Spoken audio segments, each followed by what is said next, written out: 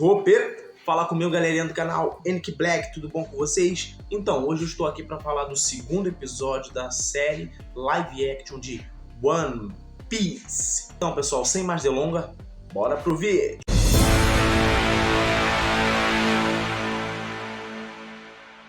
Então, pessoal, o episódio de hoje começa com a Nami, como a ladra gatuna que ela é, tentando abrir o cofre do Morgan Mão de Machado. E isso, o Luffy sendo o Luffy, por esse jeito dinâmico dele ser, ele acaba atrapalhando ela e ela bate nele sem querer. O chapéu dele, como eles estão em alto mar, bate um vento e acaba quase voando, ele consegue pegar o chapéu e ela pergunta que preocupação toda essa que ele tem com aquele chapéu.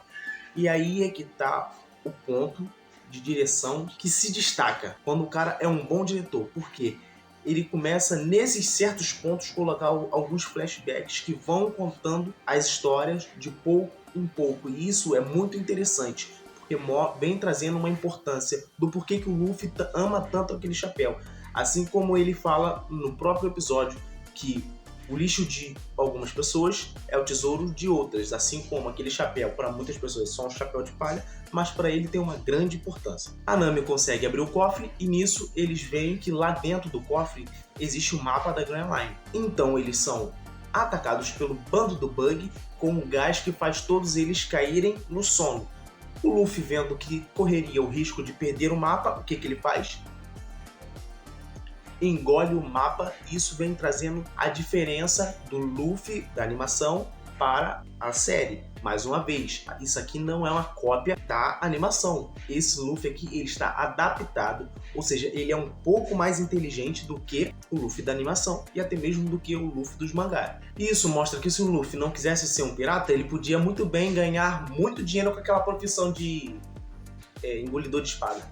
Corta a cena, então nós somos apresentados ao Bug, o palhaço, que cara, simplesmente o figurino dele, a atuação, a imponência do Bug, também com um tom de comédia, um time de comédia muito excepcional, uma boa atuação e vem trazendo também uma ótima dublagem, porque mais uma vez, Glauco Marques, que está na direção da dublagem, ele é incrível, ele sabe muito bem o que ele está fazendo, ele levou a animação para outro patamar e agora também está levando a dublagem da série para outro patamar. Cara, está simplesmente incrível.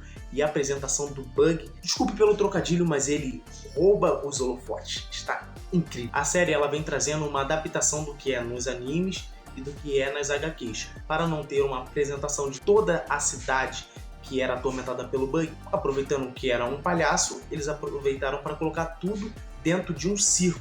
Cara, e ficou fenomenal, exceto por um motivo. Eu entendo a narrativa deles de quererem colocar tudo em um lugar mais fechado, primeiramente para manter os monies e segundo para não ter tanta apresentação de personagens que seriam totalmente descartáveis para a série, que apareceriam em apenas um episódio e não daria para aprofundar muito esses personagens.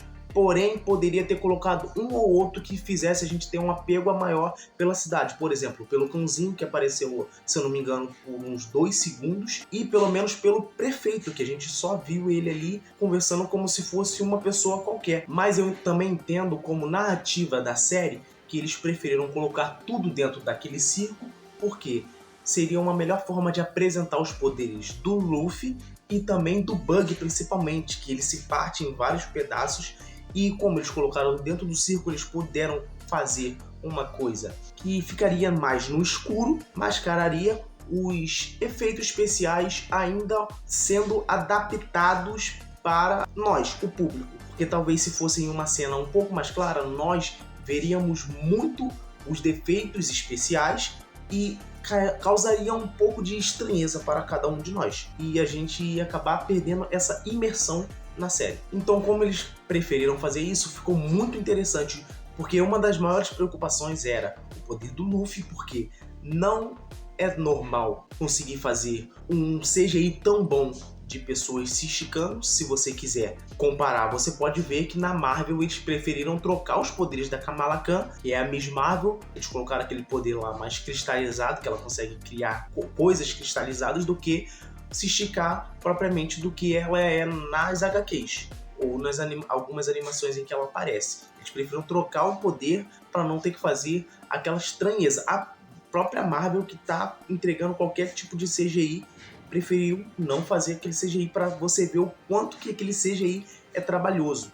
Pode ver, por exemplo, o filme antigo do Quarteto Fantástico. Pra época era muito bom, só que você vai ver hoje, você vai ver uma coisa borrachuda, mas não de uma forma boa, entendeu? Então, para a apresentação dos poderes do Luffy, ficaram interessantes, eles puderam se soltar um pouco mais e apresentar mais os poderes do Luffy, colocar ele dando alguns golpes a mais, e também no do Bug, porque se fosse no claro ia causar muita estranheza. Depois do Bug ter prendido o Luffy, a Nami e o Zoro, ele acaba afastando os três do Luffy, leva o Zoro e a Nami para um lugar reservado e fica com o Luffy ali tentando descobrir onde que o Luffy guardou o mapa do tesouro que o Bug também precisa. Isso é uma narrativa muito boa para unir os personagens. Não foi simplesmente uma ilha que o Luffy caiu. Foi uma coisa que uniu eles, porque eles estavam com um único objetivo. É uma coisa que tem em muitas outras séries, porém eles souberam fazer. Lembra que eu falei? Direção. O Bug tenta torturar o Luffy, esticando ele. Ele tenta esticar um cara que é de borracha. O cara é um palhaço mesmo. Vendo que nada funciona, o Bug coloca o Luffy dentro de um tanque de acrílico e começa a encher de água do mar, que é simplesmente a fraqueza de todos que comem Akuma no Mi.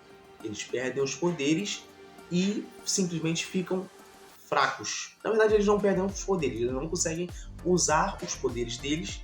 Mas, por exemplo, o Luffy, se alguém pegar a cabeça dele, o braço dele, esticar, ele vai continuar se esticando, ele só não consegue usar propriamente aquele poder. É uma boa forma de prender ou torturar usuários de Akuma no Mi. Achei maneiro. E ali, novamente, nós vamos ver umas narrativas muito interessantes que a direção vai entregando certos pontos que mostram que o Bug e o Shanks têm um passado em comum, que o Bug olha para aquele chapéu e ele fala assim: eu conheci há muito tempo atrás uma pessoa que também usava um chapéu de palha desse jeito. O Luffy começa a ficar preocupado com o chapéu e o Bug, percebendo isso, começa a tirar alguns fiapos do chapéu e nisso a narrativa vai colocando alguns flashbacks muito interessantes que vão ligando os pontos do chapéu com o Luffy, com o Bug.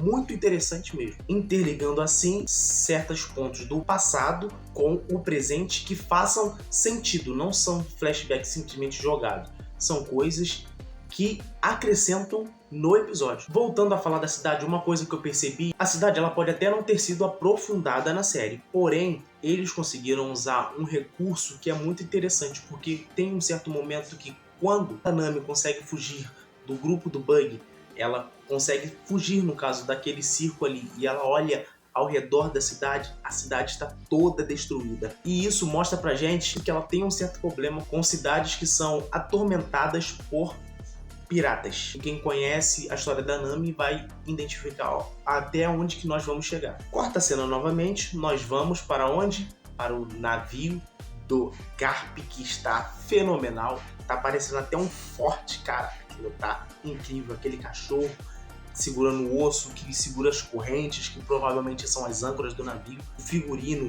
tá simplesmente incrível, a apresentação da série está incrível. E ainda falando do Garp, ele está bastante diferente do que ele é na animação e do que é também no mangá. Está bastante diferente, lembrando mais uma vez que ele é uma adaptação. Eles mudaram muito do personagem, por exemplo, o personagem está mais sério, ele está mais investigativo, porém ainda dá pra ver umas certas, como é que eu posso dizer, a essência do personagem ainda tá ali, você consegue olhar pra ele e ver que é o Garp ali, ele só mudou algumas certas características, por exemplo, ele não tá mais tão palhaço, aquele negócio dele simplesmente dormir do nada, mas ele ainda tem aquela fome quase insaciável que o Luffy herdou dele, e nós vemos que o Garp está simplesmente perseguindo o Luffy por algum motivo que nós veremos um pouco mais na frente. Porém, como eu falei, ele ainda tem aquele negócio investigativo, coisa que ele não tem nas animações, que vai pegando algumas certas pistas ali. Com essas pistas ele vê que o Kobe acabou de se alistar ali. Ele foi visto em um boteco que o Luffy estava. e ele chegou na mesma época em que o Luffy chegou na cidade. Então ele junta uma coisa com a outra e deduz: esse moleque chegou aqui junto com o Luffy. Então ele pega o Kobe, ele faz um interrogatório com o Kobe e descobre que o Kobe tem sim uma ligação com o Luffy. E uma coisa que é muito parecida com a animação é a esperança que o Garp tem pela próxima geração, uma necessidade que ele tem de incentivar a próxima geração. Então ele recruta alguns recrutas ali daquela cidade, leva para o navio dele, e assim tanto o Kobe quanto o filho do Morgan Mão de Machado entram para a tripulação do Garp. Voltando para onde o circo está pegando fogo, a Nami e o Zoro conseguem fugir das prisões de cada um deles e vão ajudar o Luffy. Ali tem uma boa apresentação dos poderes de cada um, o Luffy usando os seus poderes de elasticidade e o Bug mostrando que não é tão fácil derrotar ele, mesmo ele sendo um palhaço, porque a fruta dele impede que ele seja cortado em pedaços, até mesmo porque ele já está em pedaços. Sendo assim, mostrando mais uma vez a sagacidade do Luffy, diferente do anime, que foi a Nami que pensou isso. Na série, quem pensou em prender as partes do Bug dentro dos cofres foi o Luffy, mostrando que ele está sendo diferente. Assim, eles conseguem então vencer o Bug, o palhaço. Quarta cena, nós vemos aqui uma parte da série que se destaca mais uma vez para o negativo. Para mim, me decepcionou muito, que foi a apresentação do bando do Shanks. Vamos falar primeiro sobre a adaptação. A adaptação é uma coisa que dá para ser feito. Isso era uma coisa que dava sim para ter sido feito, que é uma coisa que no anime mostra que quem aponta uma arma pro bando do Shanks está apostando a própria vida. Isso foi uma cena muito icônica da animação que dava para ser adaptada muito bem para a série, porém não foi adaptada. E isso para mim não tem preço. Isso ali me decepcionou muito na série. E a série até então estava sendo praticamente muitos elogios, mas isso não deu para engolir. Era simplesmente que é uma parte em que um dos bandidos da montanha aponta a arma para o Shanks, então do nada um dos membros da tripulação do Shanks já aparece com a arma na cabeça do cara e simplesmente dá um tiro, porque o Shanks fala assim: desembanhou a arma, vai pagar com a vida. E essa é uma cena que me decepcionou, não sei a vocês, mas pra mim deu uma cortada no clímax que poderia estar aquela cena. Então, o chefão dos bandidos da montanha foge com o Luffy para o alto mar, e para quem já conhece a cena clássica, o Shanks vai atrás dele, como? Eu não sei, acho que nadando. Ele conseguiu ser mais rápido que um barco. Ele chega a tempo porque o Luffy estava quase sendo devorado por um rei do mar, esse monstrão aqui, que simplesmente está fenomenal, e o Shanks consegue salvar ele, porém no processo ele acaba perdendo um dos braços, principalmente para mostrar para o Luffy, tenho eu na minha concepção, porque no início do episódio o Luffy está porque está querendo muito ir para o mar, achando que o mar era uma brincadeira. Eu penso assim, que o Shanks, tanto na animação, HQ ou na série, ele deixou aquele rei do mar, que era muito mais fraco que o Shanks, pegar o braço para mostrar ao Luffy que o mar não é para qualquer um. Tanto que no final do episódio, o próprio Luffy chega para ele e fala assim: Shanks, você estava certo, eu ainda não estou preparado para ir para o mar, mas quando eu estiver preparado, eu vou ter a minha própria tripulação e eu vou ser o rei dos piratas. Voltando para o presente, com o Bug já derrotado, o Luffy e a tripulação dele começa a soltar os prisioneiros, e os prisioneiros perguntam pro Luffy assim: vocês agora são os nossos novos raptores? Ele fala assim: não, por que eu faria isso? Aí o prefeito da cidade, ele fala assim pro Luffy: ué, mas você não é pirata? Ele fala: sim, mas eu sou um pirata diferente. Isso já planta uma semente na nossa cabeça que a Nami está olhando para o Luffy de um jeito diferente, não de um jeito romântico ou alguma coisa assim, mas ela tá olhando para ele e falando assim: poxa, realmente esse menino, ele é um pirata diferente. Agora, a melhor parte vem no final do episódio, a parte mais emocionante. O Bug, ele conseguiu sim roubar a cena. Se não fosse essa parte, o destaque positivo deste episódio seria o Bug, porque ele está sendo muito bem interpretado, muito bem dublado, ele está sendo muito bem dirigido. Então ele foi realmente de roubar a cena, roubar os holofotes para ele. Porém, a melhor parte deste episódio ficou para a parte mais emocionante, que foi a entrega do chapéu, trilha sonora, iluminação, ambientação, cara, ficou tudo fenomenal. Parte que eu, porra, chegou a coçar os olhos, sabe? Ficou muito maneiro, ficou muito empolgante aquilo ali. Literalmente passou a importância daquela cena para cada um de nós. Até mesmo a criancinha ali do Luffy, o Luffy criança, que quando o Shanks coloca o chapéu na cabeça dele, começa a chorar. Cara, aquilo ali ficou muito maneiro mesmo. Muito maneiro, muito.